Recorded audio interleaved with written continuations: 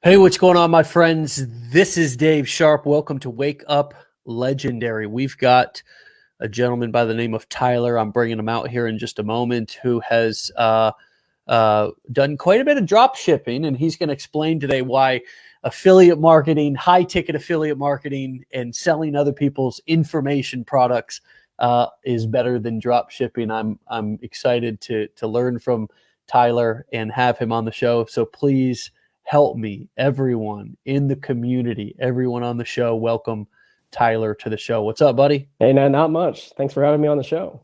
Hey, brother. It is my pleasure, man. So nine times you did the old drop shipping deal. And oh, by the way, guys, we're not here to, say that you can't be successful with any business model out there. So don't take it the wrong way. This is Tyler's story. It's his journey. You can tell your story when you're on the show, but Tyler, you are more of a fan of affiliate marketing than drop shipping. Tell us a little bit about your journey up until this point and kind of who you are. Oh, geez. So, yeah, I love affiliate marketing by far. Drop shipping has just been a headache for me, the whole process. I honestly started about 2 or 3 years ago with drop shipping. I really wanted out of like the 9 to 5, rat race, some people call it. Yeah. And so I was looking for any way out, and I would just get these YouTube ads for, oh, check out this new way I'm making money online. And it happens to be drop shipping. Yeah. And so, I wouldn't buy the course. I'd never buy the course. So I would go ahead and just try to learn as much stuff as I could through YouTube. And so the first 3 or 4 times, I just tried everything on my own. I joined a bunch of dropshipping Facebook groups, hoping that would help me. Some guy reached out to me and he was like, hey, I can sell you this course for $100. And it's one that I've had success with. So I went ahead and tried that. And it was a little bit helpful. But what I started doing was I started outsourcing to Fiverr. And that's when I started to get some success. But dealing with I would sell a bunch of items. Just selling items was a success for me for a while. Yeah. And but about a month or so later, I get all these hateful emails being like, "Where's my product? It's been 30 days, and then I'd have to refund most of these people's products because I didn't deal with customer service prior to that. So Yeah. it was just a pain." Yeah. It's interesting how many people have tried drop shipping in Amazon, man. You know what I mean? Oh yeah. Like I had no idea like how how many people have tried this these business models. And there are people who have been successful with these, just like there are people who are successful with affiliate marketing, and there's a lot of people who are not successful with affiliate marketing. Let's not hype this thing up here today and I'm talking to everybody here that's listening. We're not hyping this up as affiliate marketing is the or even selling information products in general is the holy grail and every single person who does it is going to be successful, guaranteed. That's not what we're saying. The majority of people that try aren't successful. And the reason why is because, well, I think a lot of people do the whole, I'm going to try to learn for free thing. And I'm not going to, I'm going to try to pinch every penny, every step of the way. And also just, I talk about this all the time, the mechanics and the dynamics. The mechanics are how the business works. The dynamics are how you work, and so anyways, you stumbled upon affiliate marketing. You stumbled upon Legendary. How talk to us about sort of that discovery and sort of what light bulbs went off for you and what you saw and kind of why you decided to pull the trigger on affiliate marketing and what you're doing now. Yeah, definitely. So funny, after the ninth time of doing it, after ninth time doing drop shipping, which was actually just during COVID time, because I was trying to sell wireless thermometers. I'm sure you see them all the time now. I had so after that wasn't doing too well for me, I was like, okay, well, I keep seeing affiliate marketing on the internet. I actually found it on TikTok, which I'm so glad. I love TikTok. I'm so happy I found TikTok. I found it on TikTok. But so I was like, okay, maybe I should try affiliate marketing. And through the education and the community that Legendary provides, I was able to finally leave my 9-to-5 job, because I was working at US Bank prior to doing affiliate marketing, which Wow. wasn't an awful job, obviously, but it just I wanted out of the 9-to-5. I'd get home at 6 o'clock each day, Yeah. and I'd maybe be able to do maybe 1 or 2 shows after eating dinner or something, and it wasn't. I didn't get to spend any time with my family, and I didn't get to spend any time with people who I love, Yeah. and that's really what was the motivation. It wasn't ever about money for me. Huh. It was about my time. I just wanted my time back. And then after going to college, because I went to Kent State University, and I had my bachelor's in business, I think I got used to having all that time to myself. Yeah. And having time to be around people I enjoyed. So it was, working a 9-to-5 where you don't have any time at all, really. Yeah. I would come home after I started affiliate marketing, after I started Legendary. I would come home, and for about 1 to 2 hours after my 9-to-5 job, I would be just making TikToks, like just every single day. I was exhausted, but eventually it paid off. I'm up to 300,000 now on TikTok. Wow. Really? That's crazy, bro. Yeah. Do you have multiple profiles? So I do. I have one's more like a backup. I was trying to start making, just because I know TikTok sometimes gets eager to ban people. Yeah. Yeah. So Okay, so wow, dude. So basically you kind of went full throttle on organic marketing, kind of building your own personal brand, right? Instead of, I think the challenge with a lot of, and maybe you can speak to this a little bit about what your experience and sort of your approach to this, but I think a lot of people, when they hear make money online, in their first thought and reaction is, okay, I'm going to basically broker products. I'm going to just randomly sell products. I'm not going to put my name or face out there. I'm just gonna kind of try to hawk whatever seems to be a hot selling product to whoever will buy it, and kind of not put any skin in the game in terms of my reputation. right. Because I'm not showing my face, right? And in more times than not, for the new entrepreneur, that bites them in the ass. Oh yeah, 100%. And guys, the reason why is because you a major part of business is your reputation. It's being willing to put your reputation on the line. It's being willing to put your name and your face on something, which also the marketplace recognizes as, okay, this person's putting their name and their face and their reputation on the line here. And I think that's a big distinction, Tyler, between a lot of these online marketing, making money models out there like dropshipping and so forth, and the difference between having a brand and quite frankly, whether you're selling physical products through TikTok videos. I mean, I could very easily start a TikTok channel in the health niche, become an affiliate for various supplements, herbal supplements, protein powders, physical things. But there's still an element that I, as the marketer, are putting my reputation on the line by putting my name and my face out there. And that makes it more important for me to actually sell a quality product, so that therefore I go and I look into what I'm selling a little bit more to make sure that it's going to make people happy. Exactly. Right?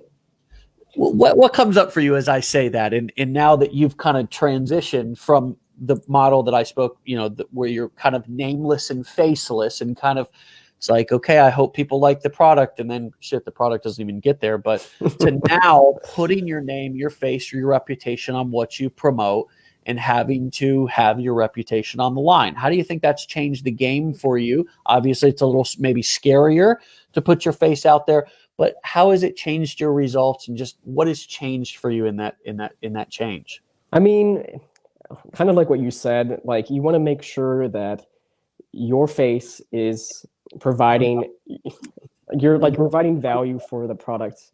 Well, let me back up.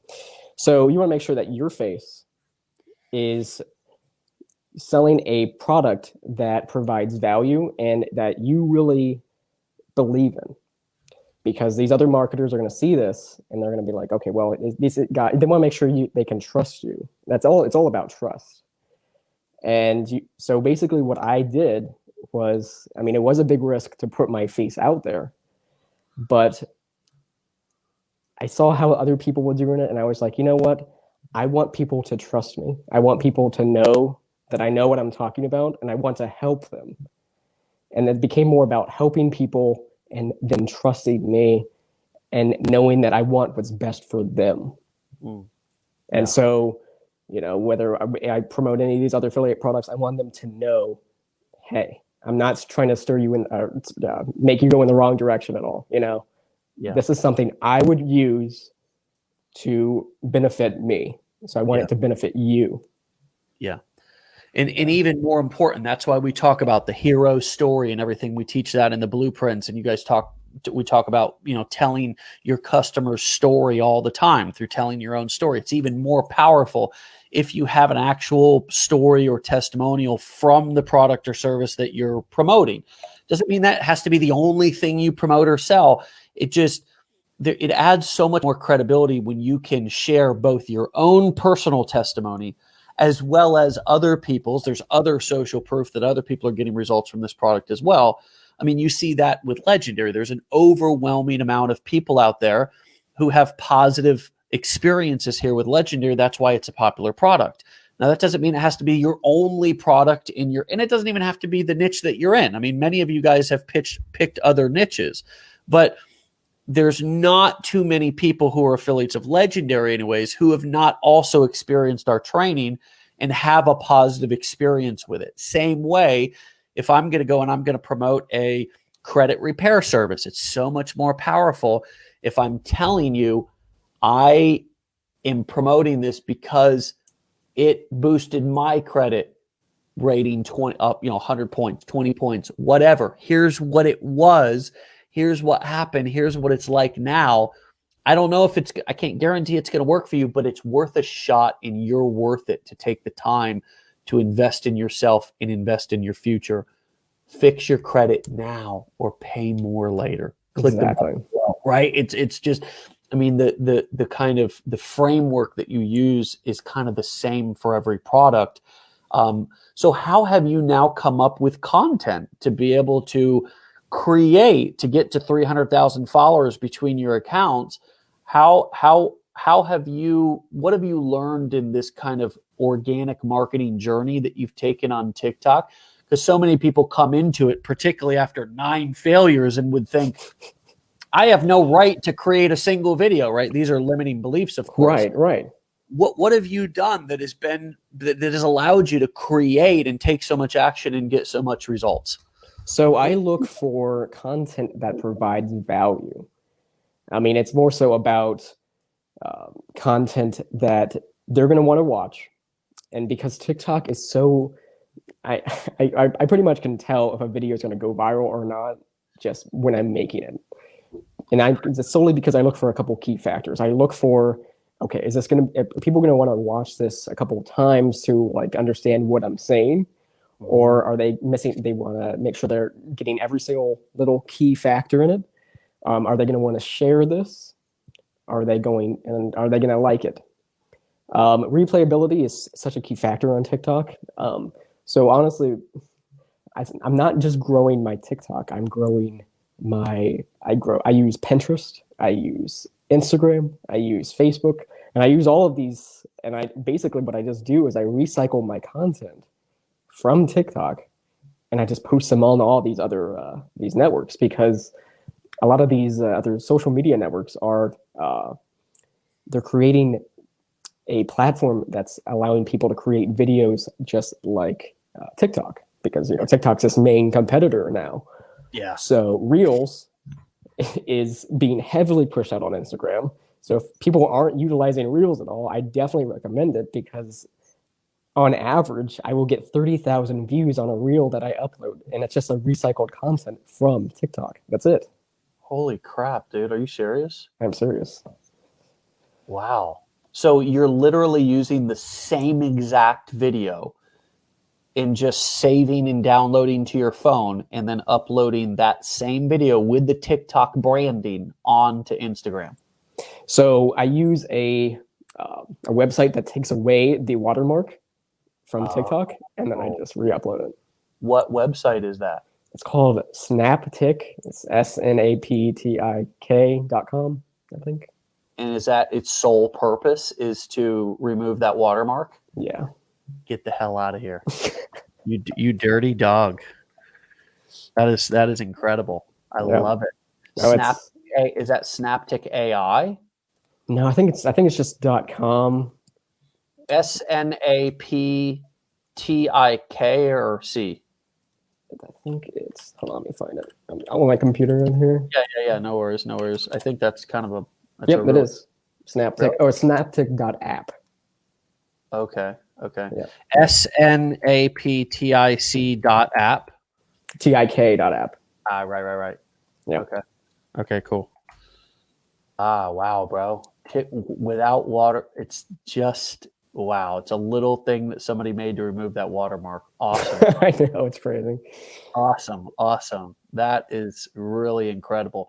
So how are you posting that? How are you repurposing that content? Now we got it for Instagram. How are you? I guess there's a lot of apps that'll take that watermark away. Oh, yeah. Okay, King. Okay, King. All right.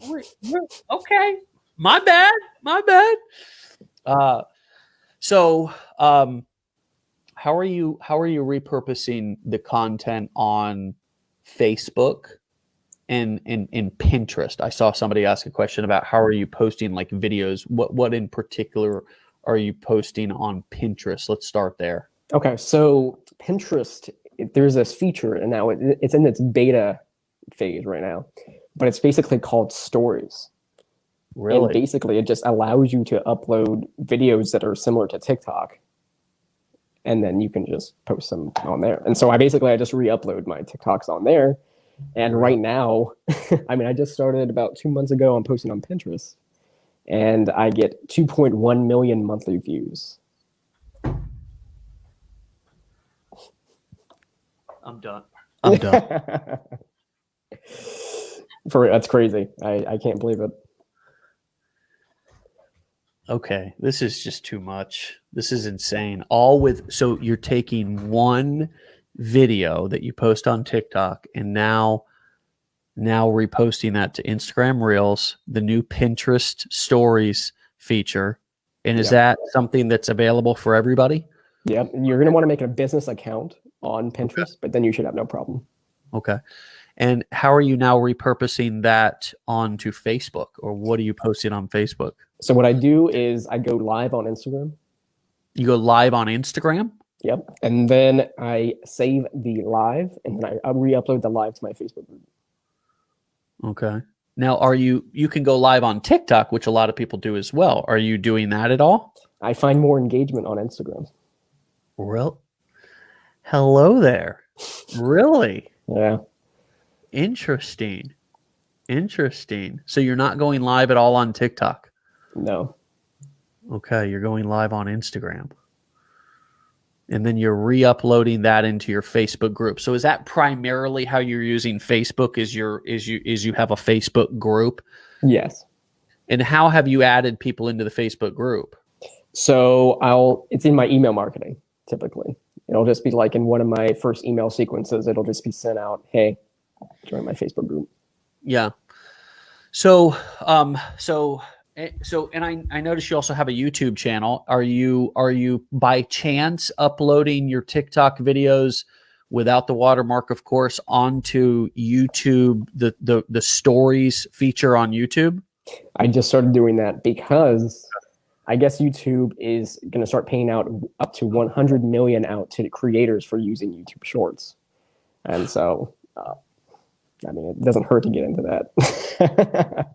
I don't think and I don't know if you're into cryptocurrency or anything. Are you? Oh, I am. Oh, yeah. Okay, dude. It's like for me, man, the big opportunity. There's so many opportunities that I don't personally have time to take advantage of them all.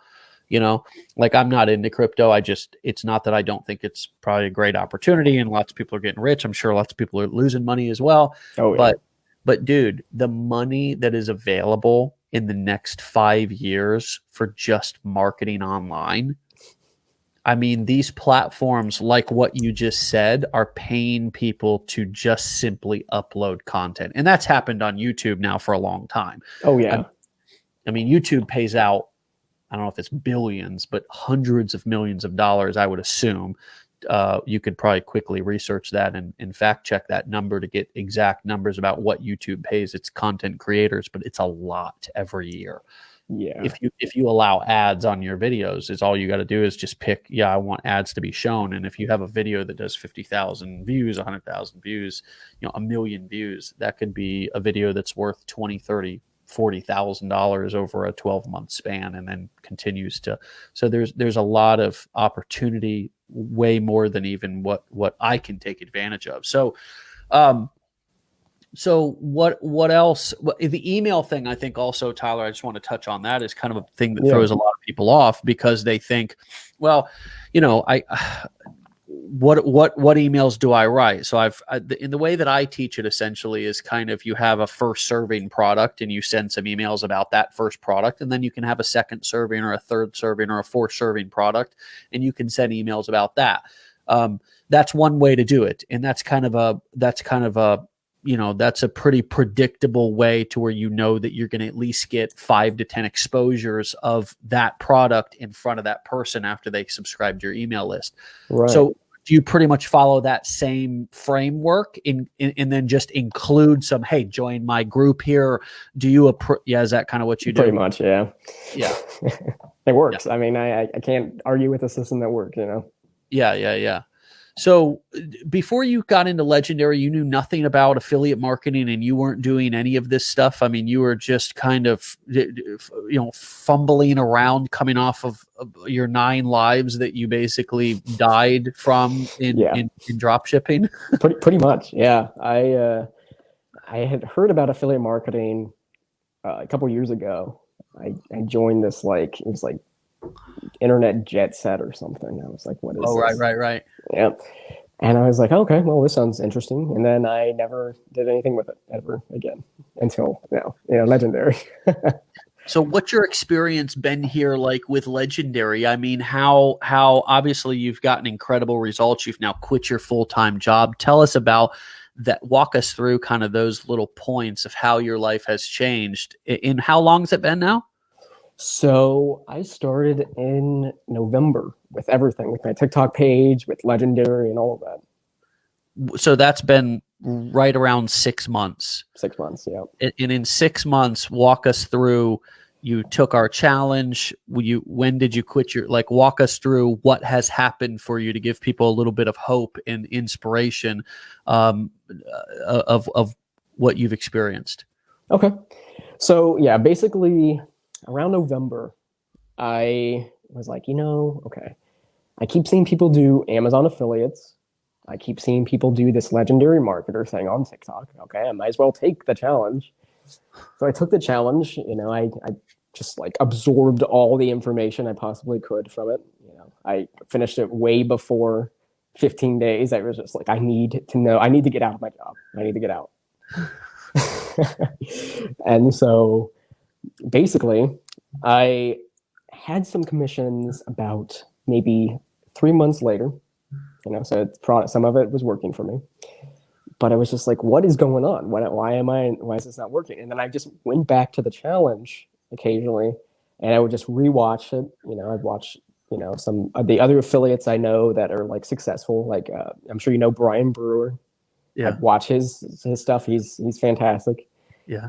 And I was like, okay, well, I obviously can do this with organic traffic. I just need to make sure my funnel is completely optimized. And once the funnel was optimized in December, okay, I was starting to post my reels and everything on Instagram. And I made $10,000 that month. And I didn't change anything. I was just posting on reels. It was just, traffic was the problem. It was nothing else. And so from there on, I wanted to make sure I made my entire salary before I left.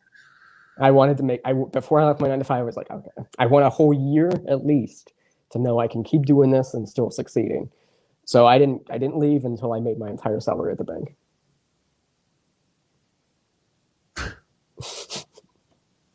And when did you do that? When did you quit your job? About 2 months ago. So in 4 months, basically. In 4 months, yeah. Wow. Congrats, bro. How's that feel? I mean, it's now you've got that time back, right? You've got at least freedom back to do what you want with your time. Yeah. It's been crazy.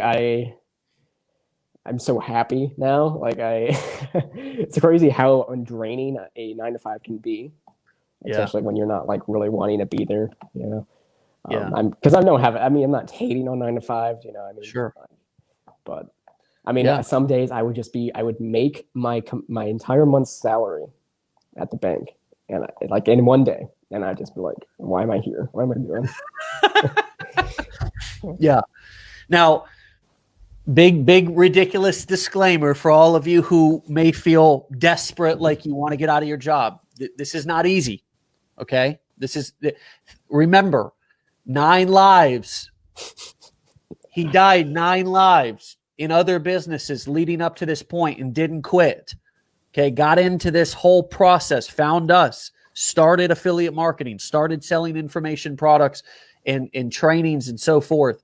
And I assume we'll continue to sell information in many different forms, Tyler, right? I mean, we teach 4-4, so you can see your future. You can see a career of selling information and doing affiliate marketing, whether that's other people's courses, coaching, events, or your own. But I just want to be clear, guys, that is an incredible story. It's an incredible testimonial, but there's a lot of hard work behind that. There's a lot of dedication behind that. There's a long time coming up to that point, right, Tyler? I just I want everybody to understand that if you aren't quitting your job in 4 months and making your month's salary in one day, don't get comparisonitis, because there's a good chance that maybe you didn't do the same things that Tyler did or whatever, right? Each person is on their own journey. So I want us all, if we're going to get excited about this opportunity, to also go into it eyes wide open, knowing that there is certain levels of commitment and discipline and so forth that are required. We're not here to just act like this is some pie in the sky bullshit, you know, go overnight, get rich quick thing. No. This is running a real business. And what is it like? Just give us a day in the life of kind of the discipline. What just in a nutshell your kind of day looks like, or your week looks like what sort of systems have you set up in order to keep track of both be creative, but also pay attention to the systems and so forth that you kind of need to be on top of and be consistent with, and may even get redundant, right? But you continue to follow through and do them because that's what works. Talk us through a little bit of that sort of routine so we can get an idea of what a day in the life or a week in the life of you really is. So yeah, when I was at my 9 to 5 job, like I'd have 2 days off a week. Some days it would be, you know, like a Thursday, and then always on Sunday because the banks were closed on Sunday. Right. So on my Thursdays and Sundays, I would get up and I would immediately start to research TikToks, and I would start to research, you know, different kind of content to make. And then I would execute for the next 1 to 2 hours, just creating content nonstop. Like I wouldn't stop. So now my schedule, I work maybe one day, Monday to Wednesday. That's it, you know, and I work maybe from 10 to 4. So I look up content, you know, same procedure. And now I'm like prioritizing going live whether it's on TikTok or Instagram. Instagram is my main priority though. And then after that's over, I grab some lunch and then I start researching and creating the content. And I have to do that even if I don't feel like it. I mean, last week I was sick. I don't know, I wasn't feeling too well. You still have to make the content. And don't get me wrong. I mean, like, going back to what you were saying, like, this is not you're not going to have amazing results. Don't be upset if you can't find these results in 4 months. I mean, I wanted to give up a couple of times. I did. I mean, immediately after Legendary and the 15-day challenge, about 2 months after that, and I wasn't getting any commissions. I was like, what's going on? Why am I not succeeding?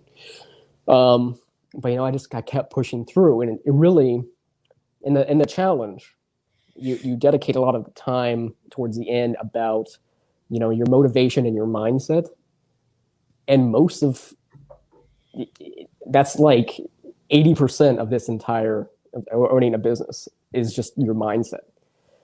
About 8 years ago, I was fortunate as soon as I graduated high school, my dad took me to Tony Robbins seminar. Okay.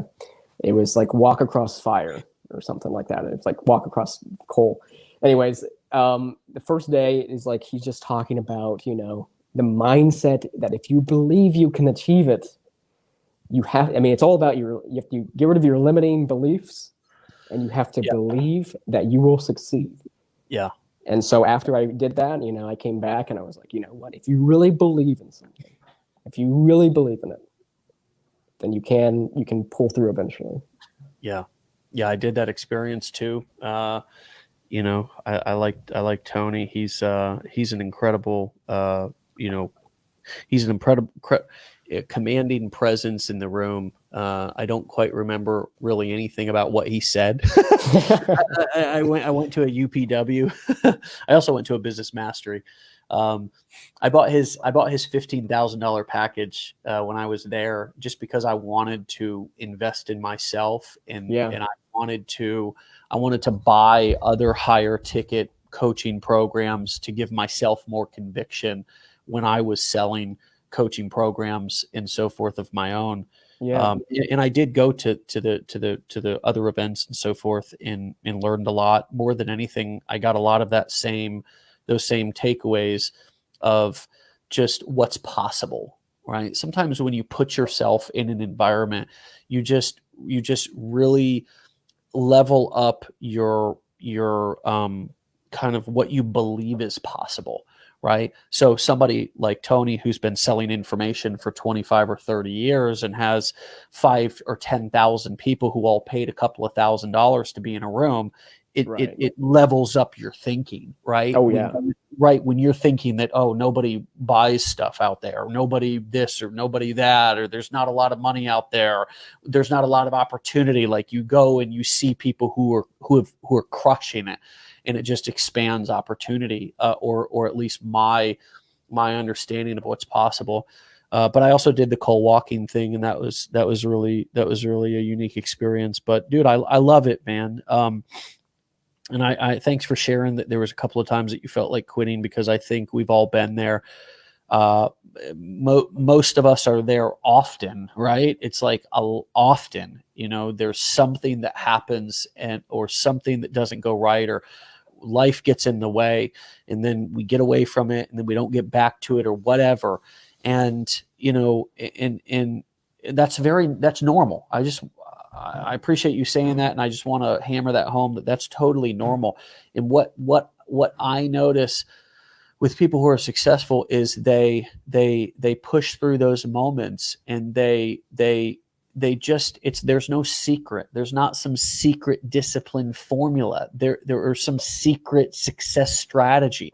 It's just embracing. Last week we had a guy on who was recording and does all his content in his bathroom.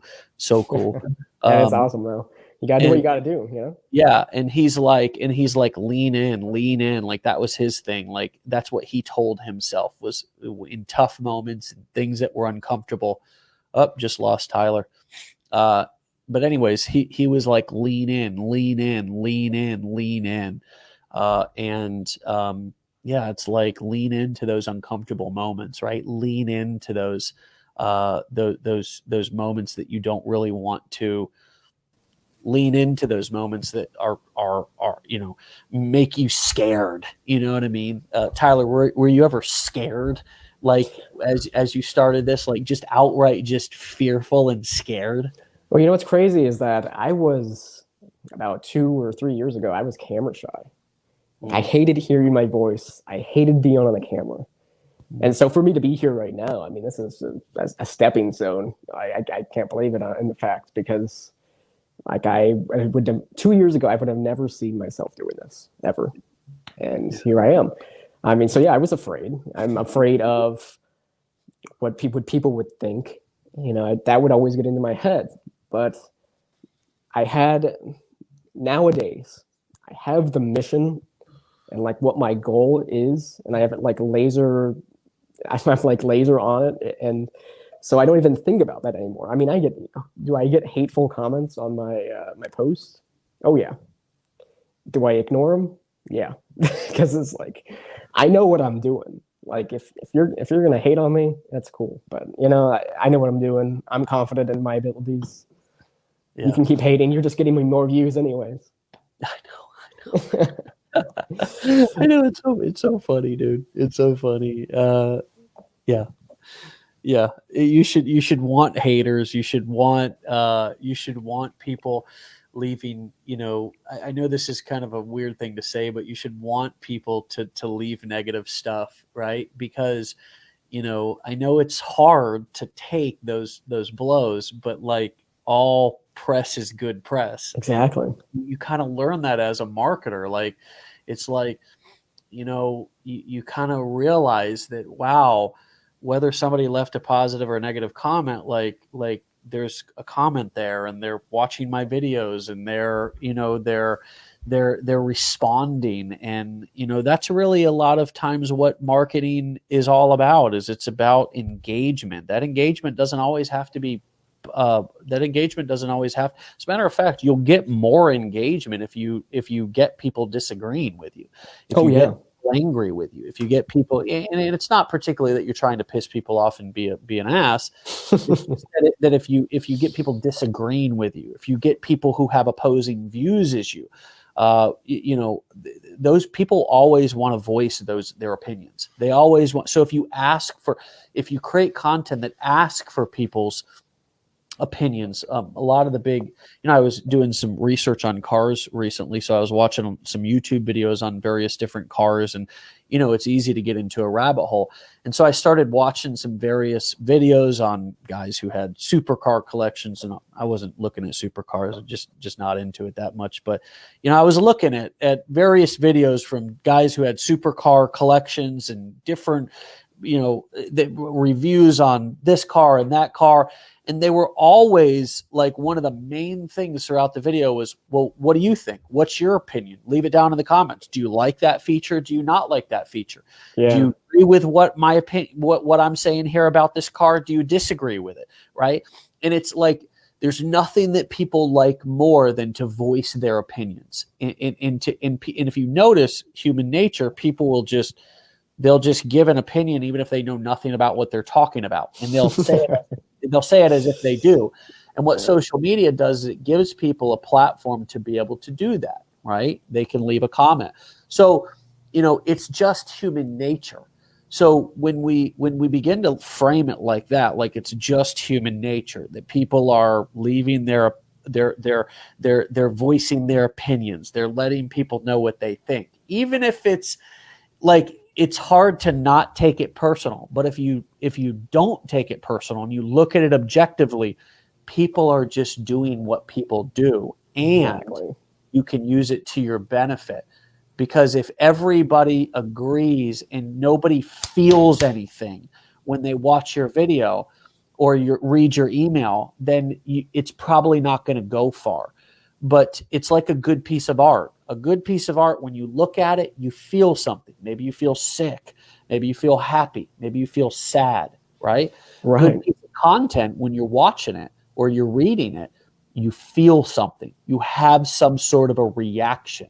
And nowadays, that's more important than ever because people are looking for that stimulation. That's why they're on social media.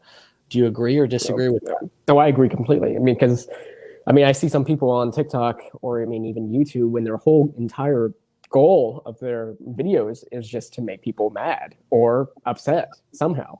And then you go into the comments and people are like going back and forth. But I mean, this is all benefiting the creator. It's Yeah. you just got to be strategic about it. That's all. The creator's just sitting there going, basically, hate me, right? I mean, even all the hate in the comments, like, I mean, even on YouTube, right? Before like you can leave a thumbs down. It's like that thumbs up, thumbs down. It's still like some sort of engagement, which YouTube wants. They want. I mean, YouTube's not stupid. YouTube knows that just like major media outlets like Fox, CNN, MSNBC, NBC, like, why do you think that there's only a small section at the end of the program for, the little cat that was saved by the fireman, the good news, right? The other 98% is just the crisis and everything that gets people pissed off and saying, I can't believe these Democrats, or I can't believe these Republicans, right? I mean, they're feeding their audience stuff that gets them outraged, right? Why? Because they know that that's what keeps people engaged. So if and I said this to somebody on a coaching call, Tyler, last week, he was doing a lot of personal development / motivation stuff. Yeah. And I said that and he said, well, my content's not taking off. And I said, well, dude, one of the reasons why your content's not taking off is because people don't really, the masses don't really like to be positive. I mean, you're right. You're right, though. I mean, 100%. Yeah. They don't like to be positive, dude. They want to be negative. They look at things and try to figure out what's wrong with them or what they don't like. Like I'm getting a new car and it's like got a red exterior with I'm getting a Tesla. And nice. I'm so excited about it. But it's got a red exterior, dude, and it's got the white interior, right? Yeah. And the two people that I've told that, bro, to, besides you just like nice, which is cool. I appreciate that. The other two people that I told, they're like, oh, that's the highest ticketed car in that's actually what my mom said. God bless her. I love her. She did then say awesome, right? So I mean, but it was her first response was just, oh, that's the highest ticketed car, red. And then my aunt and uncle love them too, but my uncle said white. Oh, boy, I like to see that with two kids, right? And it's like, do you know what I mean? Like, it's just, but I'm not mad. It's just human nature. People like to point out what they think is wrong with something. Yeah, always. You know what I mean?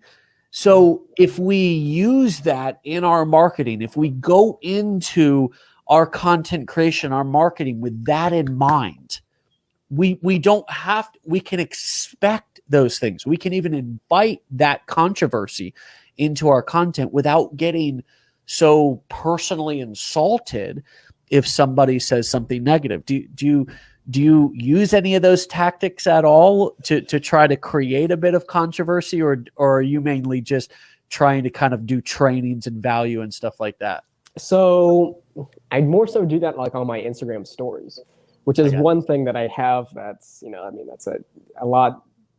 I love that feature on Instagram, just because I can engage with my following a lot more.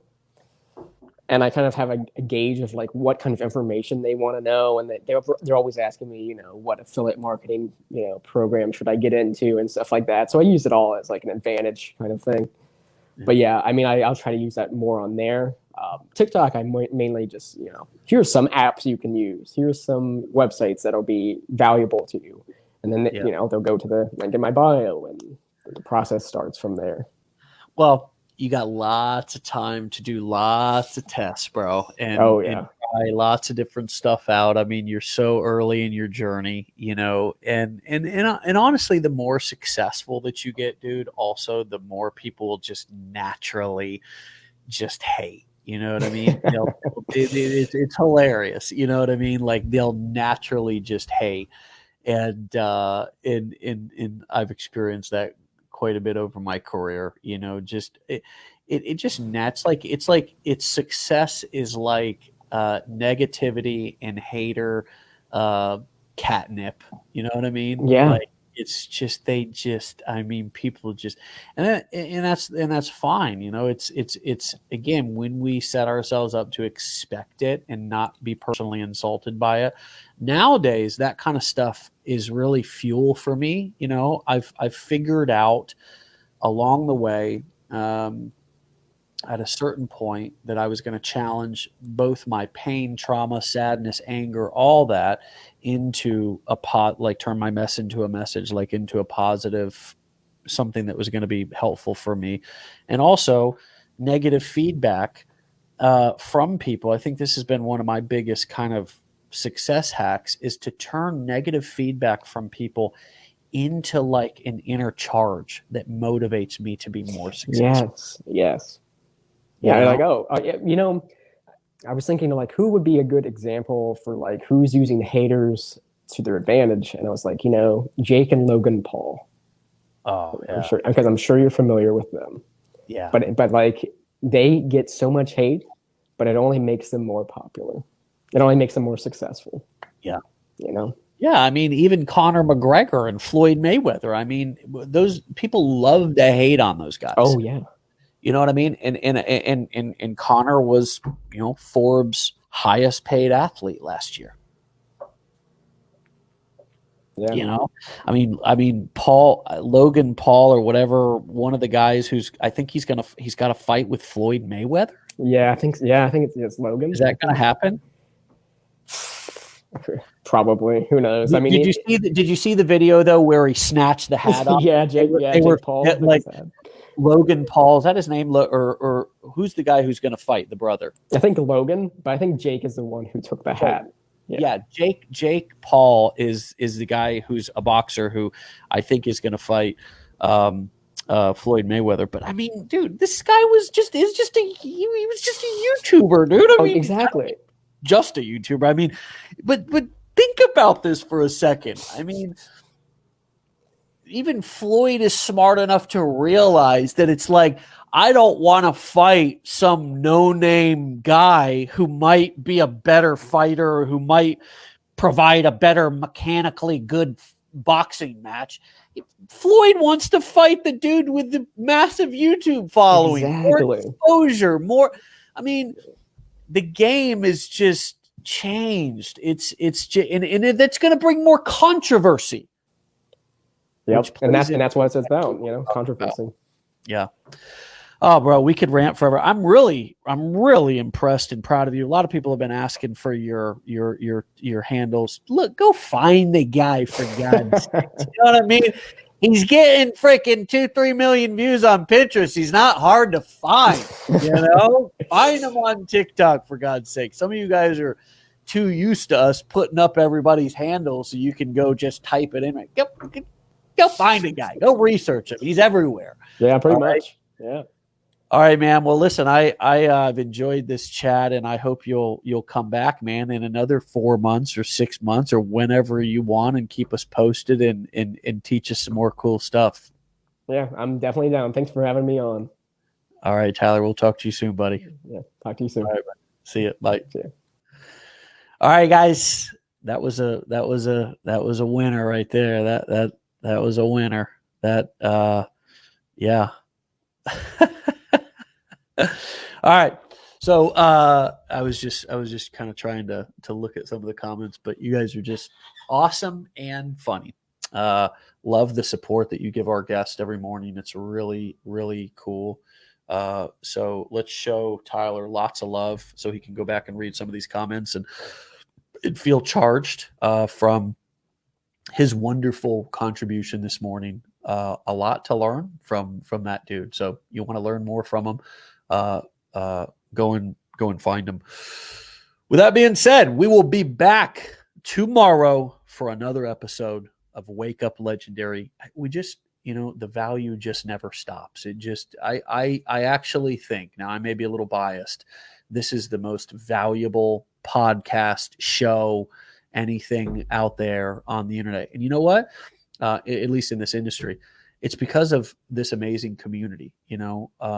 I am just like, really, I said this to our internal team. We've got a team of 80 people or something now that work within Legendary, all virtually, by the way. So it's not, it's kind of cool that we have 74 people who are working virtually here to serve you guys, whether it be customer support or marketing or training or BPAs or whatever. I just said to them exactly what I'm going to say to all of you guys now. I'm just really, really honored and humbled to be working around such incredible people, the spirit of this community, this family. And the reason why I call it a family is because in a family, you love on people, you go above and beyond for people. You also tell people the truth. If you really care and love them, you tell them the truth. You give them what is best for them. And we don't blow smoke up your asses here. I mean, we don't get on here just like Tyler, who's had incredible success, but we're not blowing smoke up your ass saying it's guaranteed for everybody. If you just, put your money down and your success is guaranteed. I mean, it's just not right. We're not blowing that type of smoke, but the spirit of this community is incredible, and I'm honored to be a part of it. And thank you guys for all being here, and we'll see your asses back here tomorrow for another episode. Be legendary. Peace.